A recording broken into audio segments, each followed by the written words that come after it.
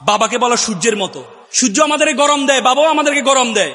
সূর্য যেমন না থাকলে পৃথিবী অন্ধকার হয়ে যায়, বাবা যদি না থাকে তোমার জীবনও তেমনি অন্ধকার হয়ে যাবে। 7-8 মাস আগে আমি আমার বাবাকে হারিয়েছি। আমি বুঝি বাবা কি জিনিস। বাবা কি জিনিস? বাবা হচ্ছে একটা ছাদের মতো, নিজে গরম সহ্য করে পুরো পরিবারকে গরম থেকে রক্ষা করে। সে বাবা মাকে আমরা বৃদ্ধাশ্রমে রেখে আসি। কিছুদিন আমি ঢাকা একটা বৃদ্ধাশ্রমে গিয়েছি। বৃদ্ধাশ্রমে গেটে বড় করে বৃদ্ধাশ্রমে দেয়ালে লেখা আছে, একটা মা লিখেছে, বাবা এবার ঈদে তোর বাড়িতে আমাকে একটু নিবি।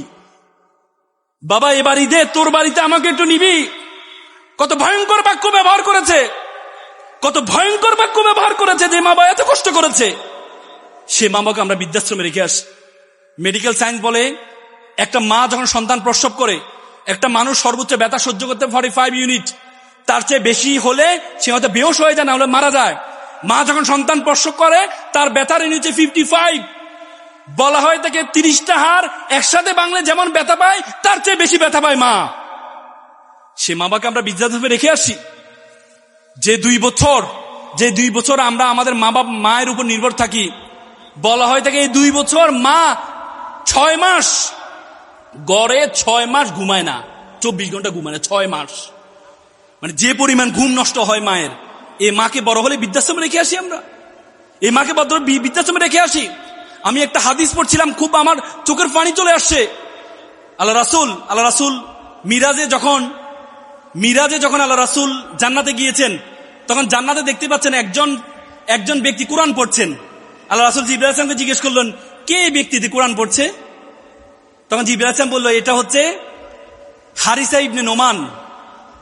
হারিসা ইবনে নোমান আমার সাহাবী।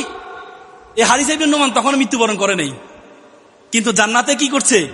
কোরআন পড়ছে। আল্লাহ রাসূল যখন যাওয়ার পরে আল্লাহ রাসূল হারিসা ইবনে নোমানকে ডাকলো, বলছে, তুমি কি ইবাদত করো? তোমাকে আমি দেখতে পেয়েছিলাম তুমি জান্নাতে, তুমি কোরআন পড়ছো, তুমি এমন কি ইবাদত করো? বলছে, হুজুর আমি তো এমন কোন ইবাদত করি না, আমি শুধু আমার মা অসুস্থ, তাকে প্রতিদিন গোসল করাই, প্রতিদিন খাওয়াই দিই, প্রতিদিন আমি আমার মার সাথে আমি সময় কাটাই, এর চেয়ে বেশি ইবাদত আমি করি না। আল্লাহু আকবার। তার মানে বাবাকে বলা সূর্যের মতো। সূর্য যেমন না থাকলে সূর্য আমাদেরকে গরম দেয়, বাবাও আমাদেরকে গরম দেয়। সূর্য যেমন না থাকলে পৃথিবী অন্ধকার হয়ে যায়, বাবা যদি না থাকে তোমার জীবনও তেমনি অন্ধকার হয়ে যাবে। 7-8 মাস আগে আমি আমার বাবাকে হারিয়েছি। আমি বুঝি বাবা কি জিনিস। বাবা কি জিনিস? বাবা হচ্ছে একটা ছাদের মতো, নিজে গরম সহ্য করে পুরো পরিবারকে গরম থেকে রক্ষা করে।